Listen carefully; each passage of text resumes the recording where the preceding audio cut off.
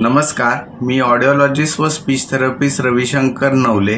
आपलं क्लिनिक सोलापुरातलं सर्वात जुनं आणि एकमेव सर्व प्रकारच्या ऑडिओलॉजी आणि स्पीच सुविधा देणारं क्लिनिक आहे। या 16 वर्षाच्या अनुभवामध्ये बऱ्याचशा पेशंटला नवीन टेक्नॉलॉजी आपण देत आहोत।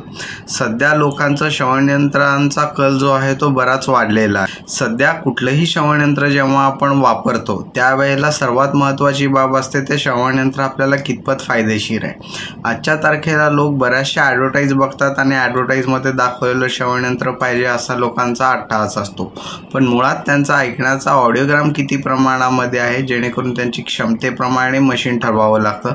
त्याचबरोबर त्यांचा कानाचा आकार, त्यांना होणारा त्यातून फायदा, ह्या सर्व गोष्टींचा विचार मशीनीमध्ये करावा लागतो।